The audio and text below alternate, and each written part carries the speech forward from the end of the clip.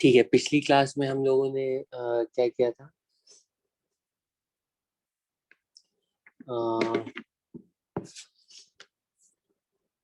पिछली क्लास में हम लोगों ने डिस्कस किया था कि अगर हमें कहीं पर यूनिफॉर्म मैग्नेटिक फील्ड गिवन है और किसी भी इरेगुलर शेप का वायर दे दिया जाता है, कोई भी बिल्कुल इरेगुलर शेप का करंट कैरिंग वायर दे दिया जाता है, ठीक है, इस तरह से।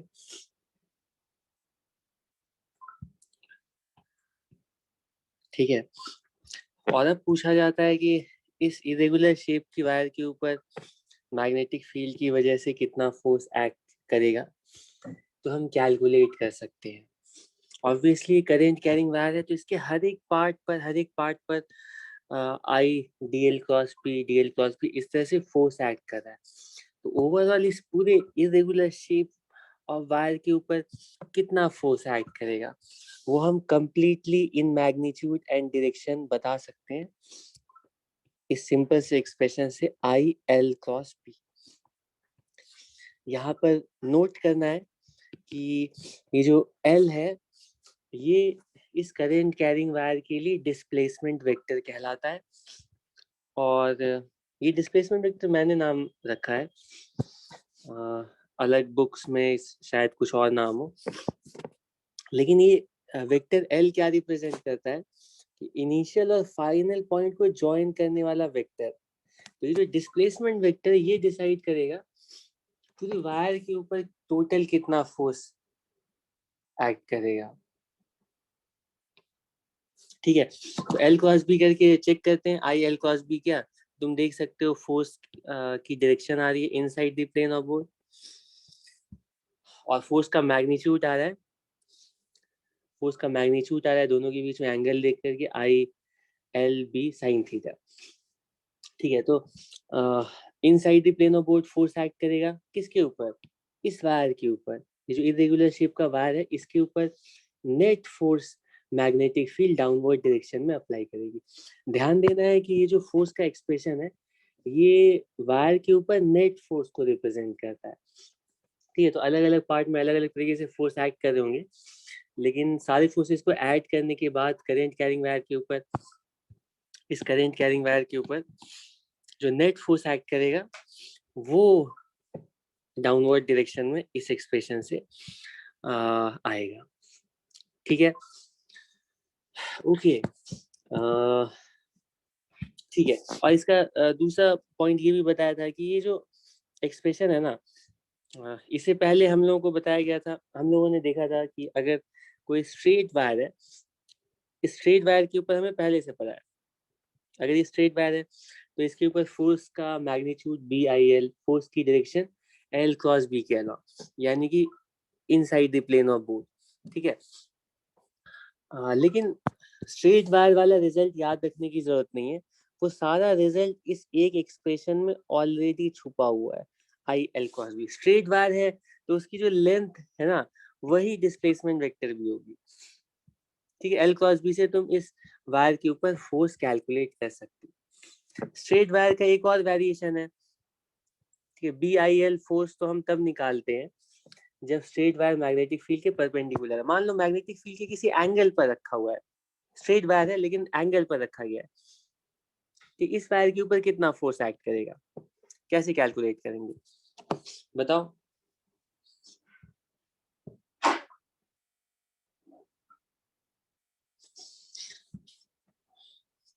कैसे कैलकुलेट करेंगे? ठीक है, एक तो तरीका है, इससे कैलकुलेट करोगे। दूसरा तरीका है, मैं कह रहा हूँ कि क्योंकि फोर्स एक्ट करता है ना, फोर्स एक्ट करता है डिस्प्लेसमेंट वेक्टर पर, और डिस्प्लेसमेंट वेक्टर वेक्टर क्वांटिटी, इसके दो कंपोनेंट तुम बना सकते हो, एक कंपोनेंट इधर है और एक कंपोनेंट इधर है। ठीक है, एक कंपोनेंट इधर है, ये है एल पैरेलल, और एक कंपोनेंट परपेंडिकुलर।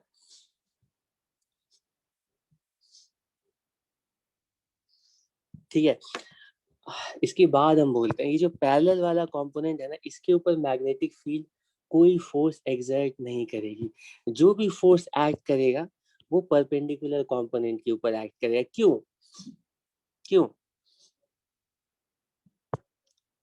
एक तो तुम ये जो एक्सप्रेशन है इससे तो ये रिजल्ट डिड्यूस कर ही सकते हो। तुम बोलोगे अगर थीटा है तो ये फोर्स की डायरेक्शन तो इनसाइड है, फोर्स का मैग्नीट्यूड कितना होगा, आई बी एल साइन थीटा, और बी एल साइन थीटा का मतलब है आई बी एल परपेंडिकुलर। ठीक है, तो मैंने लेंथ का वो कंपोनेंट लिया है जो मैग्नेटिक फील्ड के परपेंडिकुलर है। मेरा कहना है कि लेंथ का वही कंपोनेंट जो मैग्नेटिक फील्ड के परपेंडिकुलर है, इसी कंपोनेंट के ऊपर मैग्नेटिक फील्ड की वजह से फोर्स एक्ट करेगा, और जो पैरेलल है उसके ऊपर कोई फोर्स नहीं एक्ट करेगा। पैरेलल के ऊपर फोर्स एक्ट करना भी नहीं चाहिए था ना। तुम सोचोगे अगर किसी रॉड को हम मैग्नेटिक फील्ड के अलोंग रख देते हैं तो इसका मतलब हुआ इसके अंदर जो करंट है ना मैग्नेटिक फील्ड की डायरेक्शन में, मतलब इसके अंदर जो चार्जेस है ना वो फील्ड की डायरेक्शन में ट्रैवल कर रहे हैं, और और ऐसे चार्जेस जो फील्ड के अलोंग मूव कर रहे होते हैं उसके ऊपर मैग्नेटिक फील्ड कोई फोर्स नहीं एग्जर्ट करती है ना। चार्जेस की वेलोसिटी का वो कंपोनेंट जो कि मैग्नेटिक फील्ड के परपेंडिकुलर होता है, परपेंडिकुलर वेलोसिटी की वजह से फोर्स एक्ट करता है। ठीक है, तो तुम इंट्यूटिवली भी गेस कर सकते थे कि जो परपेंडिकुलर कंपोनेंट है वही रिस्पॉन्सिबल होगा। ठीक है, तो वर्किंग स्ट्रैटेजी तुम्हारी मर्जी है, कैसे भी कैलकुलेट करो। मैं कह रहा हूँ कि मैग्नेटिक फील्ड गिवन है। अच्छा, ये बात तुम लोग भूल जाते हो कि मैग्नेटिक फील्ड हमने जो रिजल्ट डिराइव किया है ना, अगर तुम्हारे पास डेरिवेशन है तो उसमें चेक कर सकते हो। ये जो रिजल्ट हमने डिराइव किया है F equals I L cross B, ये रिजल्ट तभी, ठीक है, तभी हम डिराइव कर पाते हैं जब मैग्नेटिक फील्ड कांस्टेंट है। अगर मैग्नेटिक फील्ड कांस्टेंट नहीं होगी तो मैग्नेटिक फील्ड इंटीग्रेशन के बाहर नहीं आएगा, और इस रिजल्ट को हम नहीं यूज कर सकते हैं। ठीक है, तो यूनिफॉर्म मैग्नेटिक फील्ड होना कंडीशन है, इसको भूलना नहीं है।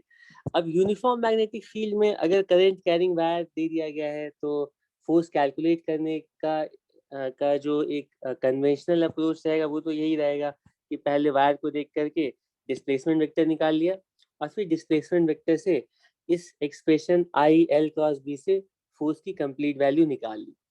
ठीक है, दूसरा तरीका है कि मैं कह रहा हूँ कि डिस्प्लेसमेंट वेक्टर निकाला, अब इसको स्ट्रेट रॉड मान लिया। ठीक है, फिर स्ट्रेट रॉड का भी दो पार्ट बना है, एक वो पार्ट जो कि मैग्नेटिक फील्ड के अलोंग है, दूसरा पार्ट जो कि मैग्नेटिक फील्ड के परपेंडिकुलर है। तो ये जो परपेंडिकुलर वाला रॉड है ना, इसी की वजह से फोर्स आएगा, और क्योंकि ये परपेंडिकुलर है तो इसके लिए सीधा फोर्स की वैल्यू बी आई एल के इक्वल है। तो तुम फोर्स का एक्सप्रेशन सीधा हमेशा के लिए फोर्स के मैग्नीट्यूड का expression B I L perpendicular याद रख सकते हो अगर चाहो तो। अदरवाइज तुम इस क्रॉस प्रोडक्ट को ज्यादा कंफर्टेबल मानते हो तो हमेशा इस क्रॉस प्रोडक्ट से तुम फोर्स की वैल्यू कैलकुलेट करोगे।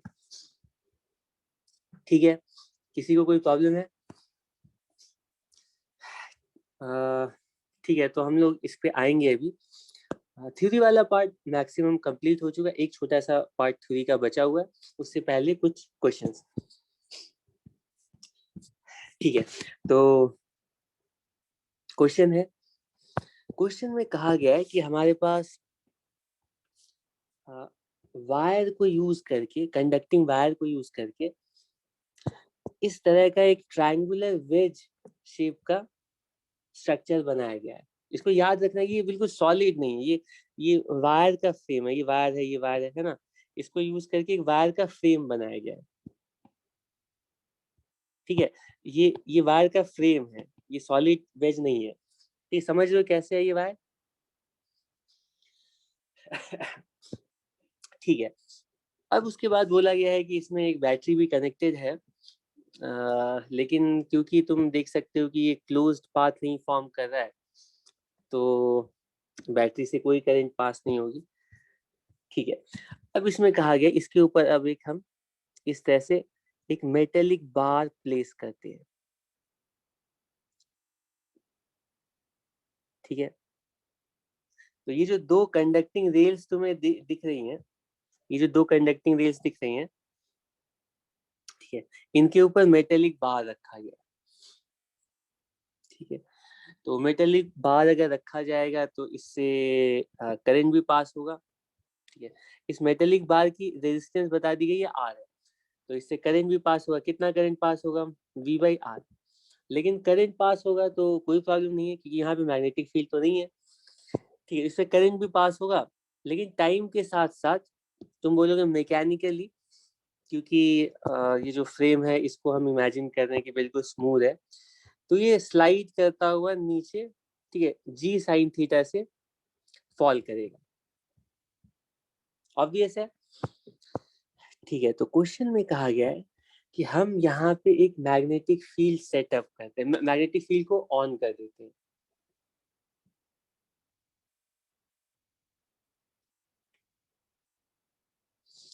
और किस डायरेक्शन में? बिल्कुल वर्टिकली अपवर्ड डायरेक्शन में मैग्नेटिक फील्ड को टर्न ऑन कर देते हैं, ठीक है। क्वेश्चन में कहा गया है कि इस बैटरी की वोल्टेज कितनी होगी, ठीक है। बैटरी की वोल्टेज कितनी रखनी पड़ेगी जिससे कि रॉड इक्विलिब्रियम में रहे, स्लाइड ना करे, ठीक है।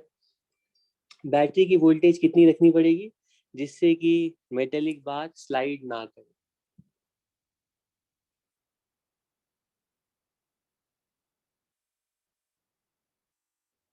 ट्राई करो, पहले खुद से ट्राई करो, 1 मिनट का टाइम दो बस।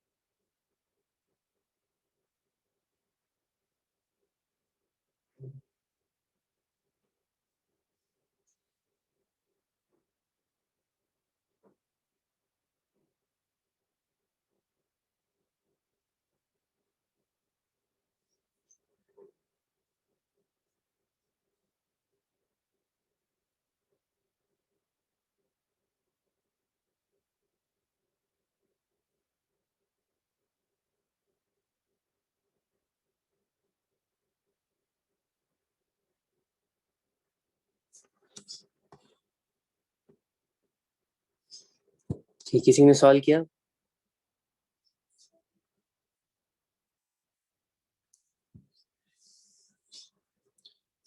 देखो, इसमें सबसे ज्यादा इम्पोर्टेंट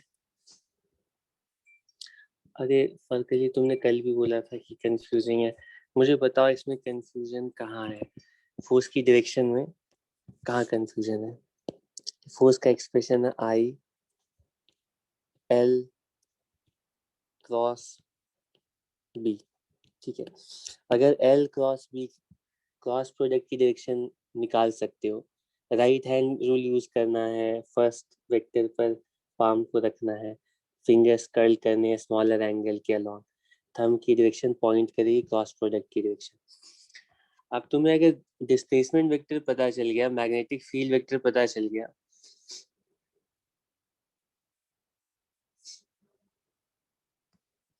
तो फिर क्रॉस प्रोडक्ट की डायरेक्शन में क्या प्रॉब्लम है?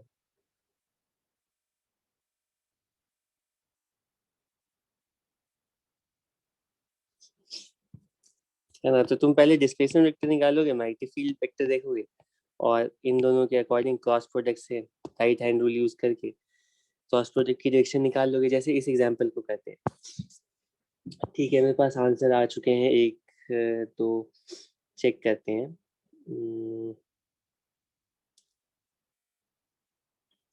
with perhaps opposite polarity. Okay, magnetic force I L cos B. आहा, अच्छा अच्छा अच्छा। नहीं, इसमें एक्चुअली क्या है ना, क्वेश्चन में ये पूछा गया है कि हमें बैटरी कनेक्ट करनी है जिससे कि ये मेटेलिक बार इक्विलिब्रियम में रहे। ठीक है, तो ये भी पूछा गया कि बैटरी की पोलैरिटी क्या रखेंगे और बैटरी की वोल्टेज क्या होगी, ईएमएफ क्या होगी, दोनों चीजें पूछी गई। मतलब बैटरी की पोलैरिटी यूं रखेंगे या यूं रखेंगे, कैसे रखेंगे, और उसके बाद फिर वोल्टेज पूछा गया।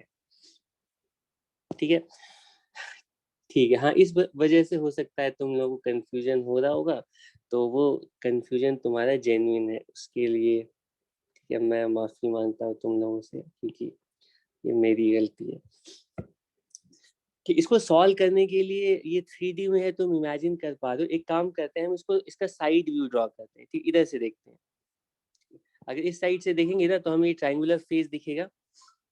ठीक है, और ये जो मेटेलिक बार है वो कुछ इस तरह का पॉइंट दिखेगा, इस तरह से यूं। इसके पीछे ये रॉड की लेंथ है, लेकिन वो पार्ट हमें नहीं दिखेगी। ये तो हम साइड व्यू ही ड्रॉ करते हैं, साइड व्यू से ही क्वेश्चन को सॉल्व करते हैं। ठीक है, साइड व्यू ड्रॉ करेंगे तो फोर्सेस की डायरेक्शन बताना आसान होगा। ठीक है, ठीक है, तो इक्विलिब्रियम का मतलब है न्यूटन्स लॉ अप्लाई करना है, न्यूटन्स लॉ का मतलब फोर्सेस। तो एक एक करके रॉड के ऊपर फोर्सेस कैसे कैसे एक्ट करेंगे बताओ, फोर्सेस कैसे कैसे एक्ट करेंगे। तो हम बोलेंगे इसके ऊपर एक वेट का फोर्स तो पहले से एक्ट कर रहा होगा, वेट की तरह एक्ट करेगा। यहीं पे सॉल्व कर दूं ना, वेट वेट सॉरी, वेट की तरह एक्ट करेगा वर्टिकली डाउनवर्ड डायरेक्शन में, और नॉर्मल कांटेक्ट फोर्स एक्ट करेगा, किधर एक्ट करेगा, नॉर्मल कांटेक्ट फोर्स किधर एक्ट करेगा, नॉर्मल कांटेक्ट फोर्स कुछ ऐसे एक्ट करेगा। ठीक है, ये हो गया नॉर्मल कांटेक्ट फोर्स। ठीक है, और ये एंगल ऑब्वियसली थीटा होगा। ये दोनों फोर्सेस एक्ट करेंगे, इनकी वजह से तो ये रॉड जी साइन थीटा से डाउनवर्ड डायरेक्शन में एक्सेलरेट करती, क्योंकि एम जी कॉस थीटा को नॉर्मल बैलेंस करता, एम जी साइन थीटा की वजह से रॉड एक्सेलरेट करती। तो क्वेश्चन में कहा गया है कि बैटरी कितने वोल्टेज की हम कनेक्ट करेंगे जिससे कि ये रॉड इक्विलिब्रियम में आ जाए। ठीक है, तो बैटरी कनेक्ट करने का मतलब है कि हमें मेटेलिक रॉड से करंट पास कराना है। ठीक है, तो इनडायरेक्टली क्वेश्चन यही कि करंट कितना होगा, करंट कितना होना चाहिए रॉड के अक्रॉस जिससे कि ये रॉड इक्विलिब्रियम में आ जाए। ठीक, करंट पता चलेगा तो वोल्टेज भी हम बाद में कैलकुलेट करेंगे।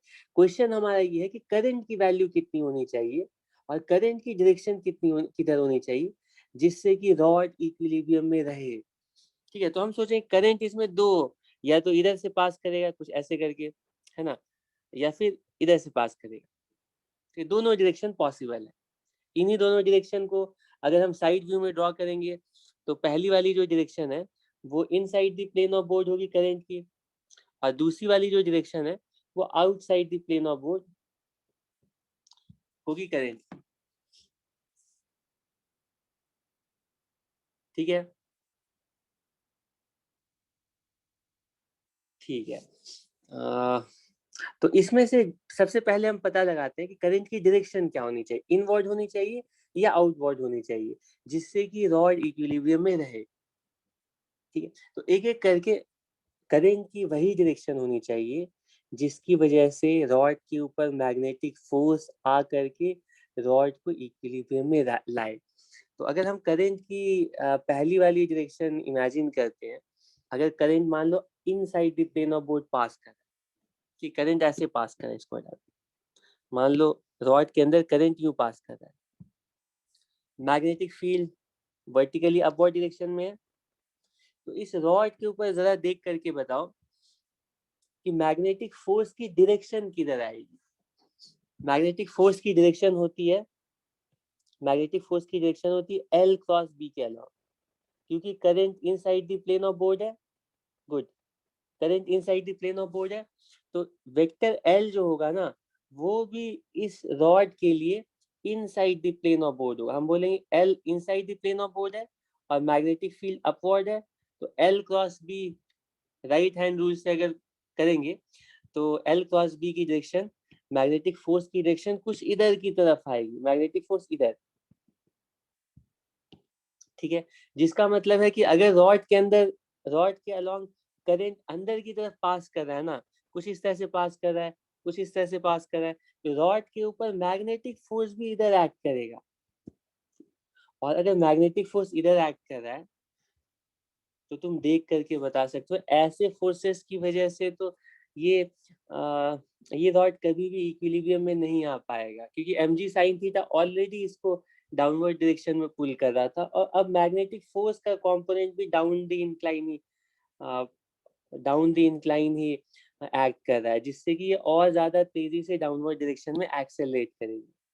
ठीक है, तो अगर इक्विलिब्रियम में लाना है रॉड को, तो मैग्नेटिक फोर्स का कंपोनेंट अप द इंक्लाइन आना चाहिए, ठीक, mg sin थीटा के ऑपोजिट आना चाहिए, तभी रॉड का इक्विलिब्रियम में आने का कोई चांस है।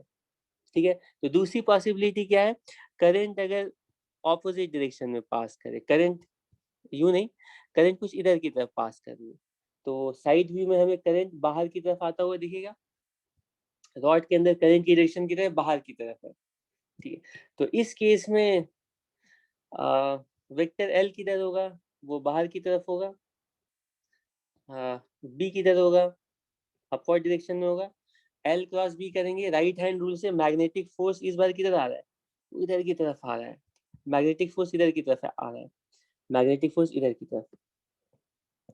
ऐसे फोर्स की वजह से रॉड इक्विलिब्रियम में आ सकती है। तो इसका मतलब पहला पॉइंट तो कंफर्म है कि करंट रॉड के अंदर outside the plane of board या ऐसे राइट टू लेफ्ट डायरेक्शन में फ्लो करेगी। कि करंट की डायरेक्शन तो ये हो गई, और करंट की डायरेक्शन के अकॉर्डिंग बैटरी की जो पोलैरिटी है वो कुछ यूं होगी।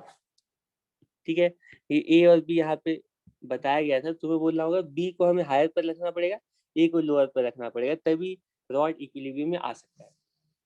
अब दूसरा क्वेश्चन है कि वोल्टेज कितना होगा या करंट की वैल्यू कितनी होगी जिससे कि रॉड इक्विलिब्रियम में आएगी। ठीक है, तो सॉल्व करते हैं, इसको सॉल्व करते हैं। इक्विलिब्रियम के लिए क्या कंडीशन हम अप्लाई करेंगे, तो ये फिगर ज्यादा छोटा तो नहीं हो गया, अलग से तो ड्रॉ करने की जरूरत नहीं है, चलो कर देता हूँ तुम्हें, अगर प्रॉब्लम हो जाएगी तो फिर से सारी मेहनत करनी पड़ेगी। ये साइड व्यू है रॉड का, इसमें mg किधर है, वर्टिकली डाउनवर्ड डायरेक्शन में है, नॉर्मल किधर है, परपेंडिकुलर टू द प्लेन है, ठीक, और ये एंगल थीटा है।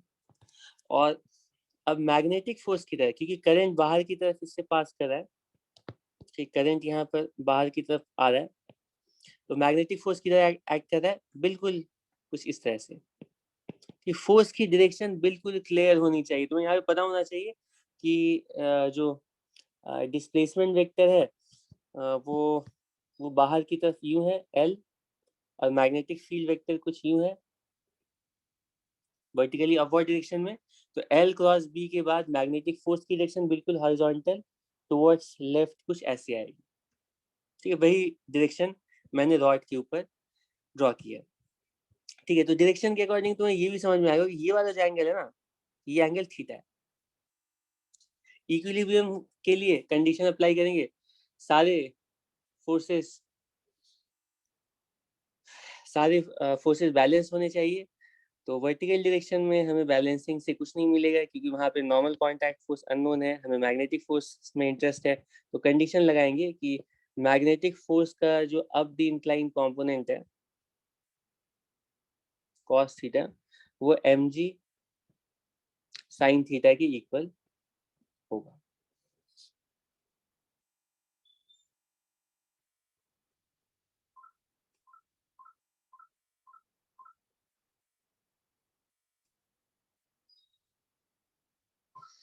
ठीक है, और मैग्नेटिक फोर्स का मैग्नीट्यूड कितना होगा? मैग्नीट्यूड जरा बताओ कितना होगा? L क्रॉस B का मैग्नीट्यूड। अरे मैग्नेटिक फोर्स का एक्सप्रेशन क्या है? I L cross B। तो मैग्नेटिक फोर्स का मैग्नीट्यूड कितना होगा? I L B sine of angle between them. और L और B के बीच में एंगल कितना है? L किधर की तरफ है? L बाहर की तरफ है, और B किधर है? ऊपर की तरफ, वर्टिकली अपवर्ड डायरेक्शन में। L और B के बीच में एंगल, L हॉरिजॉन्टल डायरेक्शन में और B अपवर्ड डायरेक्शन में, L और B बिल्कुल 90 डिग्री में है। अगर तुम्हें कंफ्यूजन है तो ये एक्चुअल फिगर भी देख सकते हो। ठीक है, ये लेंथ के बिल्कुल परपेंडिकुलर है मैग्नेटिक फिगर, लेंथ बिल्कुल इसके परपेंडिकुलर है। ठीक है, तो हम लिखेंगे साइन 90। तो मैग्नेटिक फोर्स का जो मैग्नीट्यूड है वो आएगा B I L which is given cos theta equals M G sine theta. तो करंट की वैल्यू तुम्हें पता चल जाएगी, कितनी होगी? M G sine theta upon B I L, sorry I क्यों लिखा, बी एल बी एल।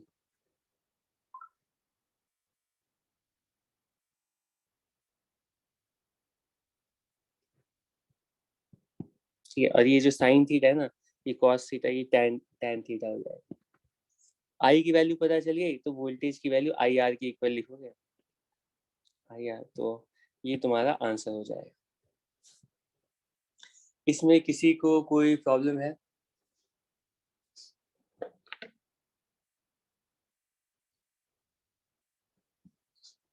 इसमें किसी को कोई प्रॉब्लम है?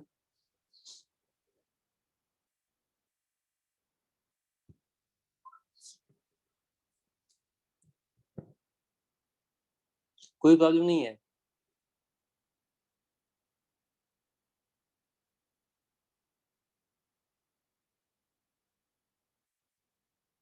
ओके,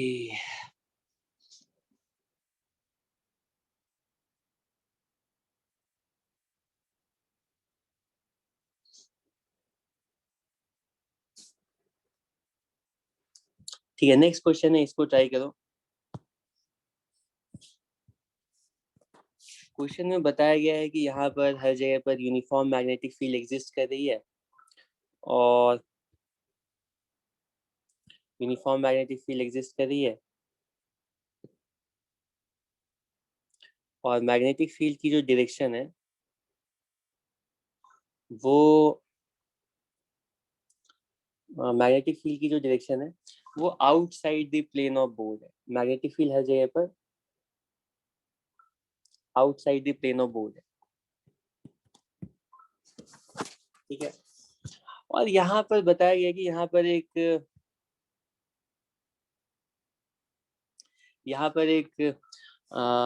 करंट कैरिंग वायर है, और करंट कैरिंग वायर की शेप बता दी गई। शेप कुछ इस तरह की है।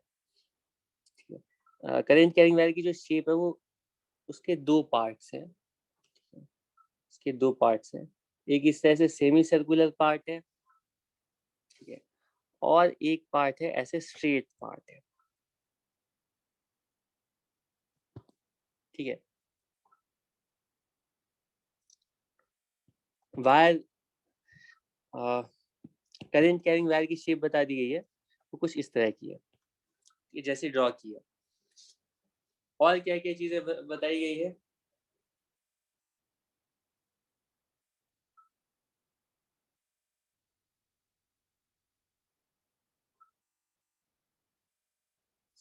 और क्या क्या चीजें बताई गई? यहाँ भी बताया गया है कि ये जो जो भी चीजें मेंशन कर दी गई है ना, मैं यहाँ पे बना देता हूँ।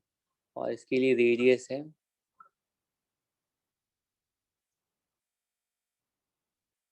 और इसमें करंट,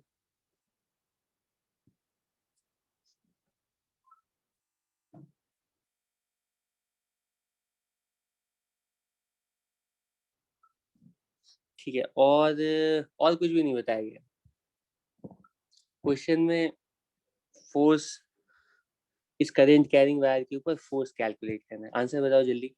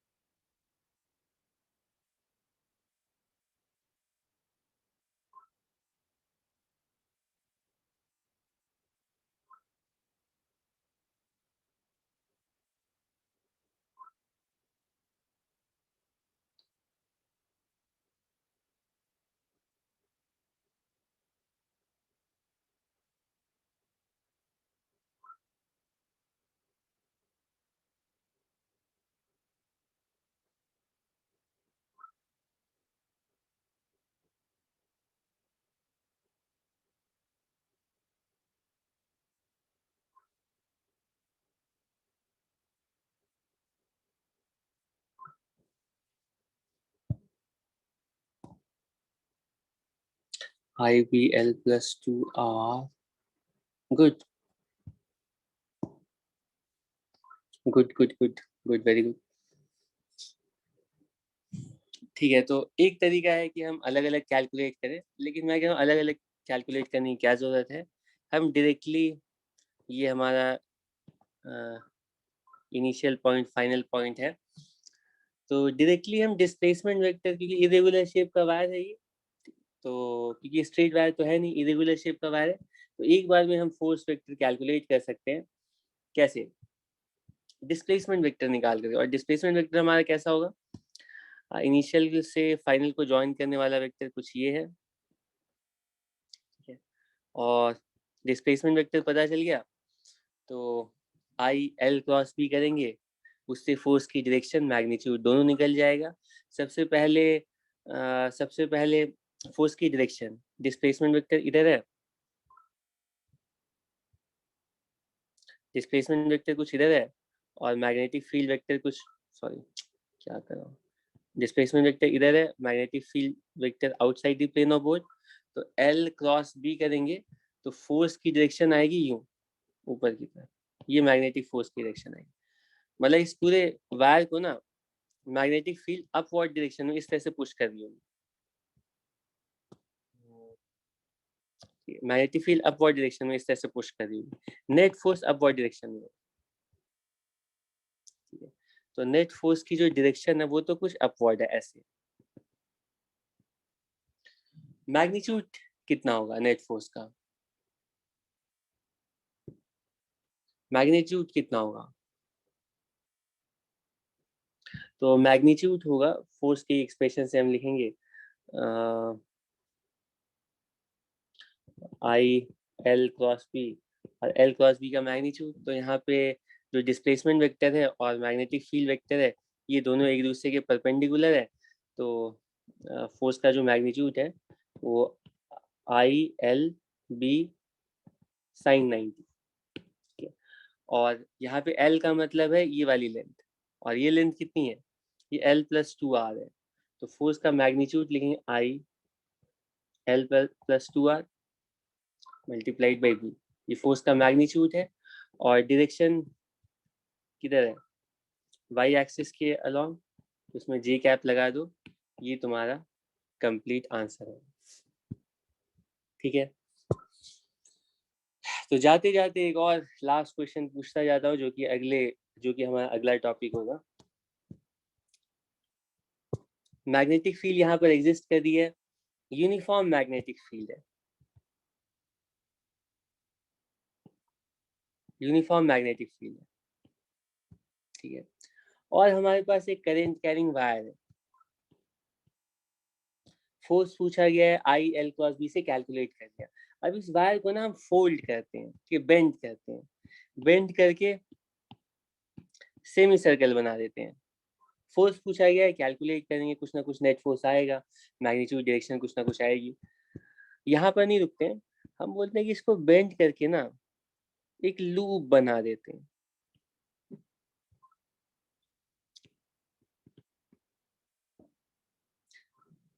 हमारे पास एक करंट कैरिंग वायर था, और उस करंट कैरिंग वायर को बेंड करके हम करंट कैरिंग लूप फॉर्म कर देते हैं।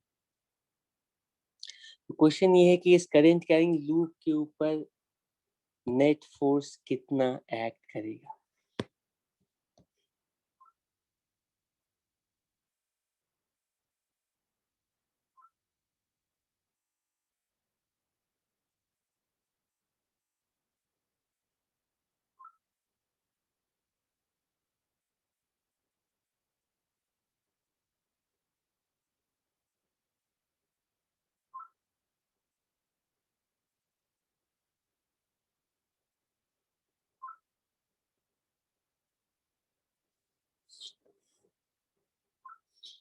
नेट फोर्स कितना एक्ट करेगा, तो कैलकुलेट करना स्टार्ट करते हैं। हम सोचते हैं किसी भी टाइप का वायर है, उसके ऊपर फोर्स कैलकुलेट करने का तरीका आई एल क्रॉस बी। इसमें एल का मतलब डिस्प्लेसमेंट वेक्टर, कोई भी वायर है उसके लिए डिस्प्लेसमेंट वेक्टर निकालो, एल क्रॉस बी से तुम फोर्स कैलकुलेट कर सकते। लेकिन जैसे ही हम करंट कैरिंग वायर के ऊपर फोर्स कैलकुलेट करना स्टार्ट करेंगे, तो इसमें डिस्प्लेसमेंट वेक्टर क्या होगा कि मान लो ये वायर बेंड करते करते यहाँ तक ले आए, यहाँ इस पॉइंट तक ले आए, तो यहाँ तक बोलते हैं डिस्प्लेसमेंट वेक्टर कुछ इतना सा होगा, और इसके करस्पॉन्डिंग इस पूरी वायर के ऊपर कुछ ना कुछ फोर्स आएगा। लेकिन जैसे ही तुमने ज्वाइन कर दिया ना इस एंड को, तो डिस्प्लेसमेंट वेक्टर हो गया 0। और अगर डिस्प्लेसमेंट वेक्टर 0 हो गया, तो थ्योरी कहती है कि ऐसे करंट कैरिंग वायर के ऊपर, क्योंकि वेक्टर एल 0 हो गया, तो नेट फोर्स बिल्कुल 0 हो जाएगा। मतलब ऐसे ऐसे लूप के ऊपर नेट फोर्स हमेशा 0 होगा। करंट कैरिंग वायर के ऊपर तो हम फोर्स कैलकुलेट, कुछ ना कुछ फोर्स आता है, फोर्स कैलकुलेट कर सकते हैं। लेकिन अगर हम करंट कैरिंग वायर को बेंड करके करंट कैरिंग लूप बना देते हैं, तो करंट कैरिंग लूप के ऊपर हमेशा नेट फोर्स 0 ही एक्ट करेगा।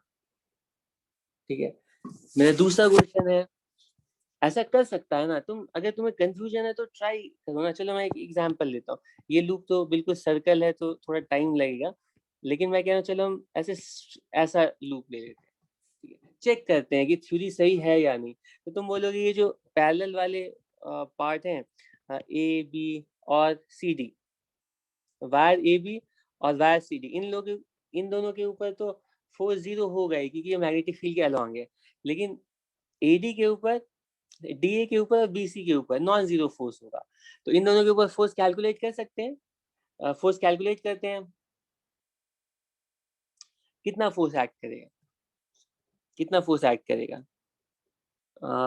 तो तुम एल क्रॉस बी करते हो डीए के ऊपर, फोर्स कितना फोर्स आ रहा है, L cross B right hand, इसमें अंदर की तरफ फोर्स आ रहा है, ठीक है, वो बी आई एल के ऊपर। बीसी के ऊपर फोर्स कैलकुलेट करते हो, बिल्कुल सेम अमाउंट का फोर्स बाहर की तरफ बी आई है।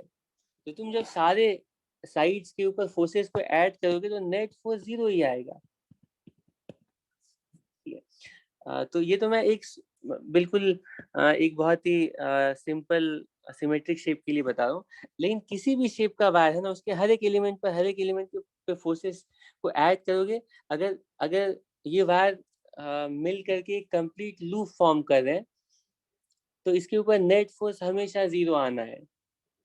ठीक है, लेकिन मेरा क्वेश्चन है कि अगर नेट फोर्स 0 आएगा, तो क्या सिर्फ नेट फोर्स 0 होने से हम बोल सकते हैं कि ये लूप कंप्लीट इक्विलिब्रियम में रहेगी? जैसे इसी एग्जाम्पल में तुम्हें दिख रहा होगा, या करंट कैरिंग वायर्स भी हमने इससे पहले लिए थे। हाँ very good, current carrying wire भी लिए थे। मान लो ये करंट कैरिंग वायर है हमारा इस तरह का, ठीक है, ये करंट कैरिंग वायर, इस पे नेट फोर्स आएगा, लेकिन नेट फोर्स का मतलब है कि ये बॉडी ट्रांसलेट करे, ये वायर ट्रांसलेट करे किसी डायरेक्शन में, इसके पास एक नेट एक्सेलरेशन होगी, ठीक है। बॉडी के पास एक्सेलरेशन मतलब कि इसके सेंटर ऑफ मास की एक्सेलरेशन की बात कर रहा हूँ, ठीक है, नेट फोर्स से हम निकालेंगे। लेकिन क्या, क्योंकि ये बॉडी है तो इसके मोशन में क्या ये बॉडी सिर्फ ट्रांसलेट करके जाएगी या इसके पास कुछ रोटेशन भी हो सकता है? तो अलग अलग पार्ट्स पे जो फोर्सेस एक्ट करेंगे तो हो सकता है कि उन फोर्सेस की वजह से बॉडी के पास कुछ ना कुछ टॉर्क भी आए, सेंटर ऑफ मास के अबाउट कोई टॉर्क भी आए, ठीक है। तो किसी भी करंट कैरिंग वायर का जो जनरल मोशन होगा मैग्नेटिक फील्ड के अंदर, वो जरूरी नहीं कि सिर्फ ट्रांसलेशन हो, ट्रांसलेशन रोटेशन दोनों हो सकता है, ठीक है। लेकिन अगर वो body complete current carrying loop है, अगर करंट कैरिंग लूप है तो उसके ऊपर नेट फोर्स तो जीरो ही होना है यूनिफॉर्म मैग्नेटिक फील्ड के अंदर। लेकिन हो सकता है कि उस बॉडी के ऊपर नेट टॉर्क जीरो नहीं हो, ठीक है। तो ऐसी बॉडी, ऐसा कोई करंट कैरिंग लूप अगर यूनिफॉर्म मैग्नेटिक फील्ड के अंदर रखा जाता है, हो सकता है उसके ऊपर कुछ ना कुछ नेट टॉर्क हो। तो क्वेश्चन है कि नेट टॉर्क कितना होगा और किस डायरेक्शन में होगा, ठीक, ये हम नेक्स्ट क्लास में कवर करेंगे, ठीक है। बाकी आज के लिए इतना, थैंक यू।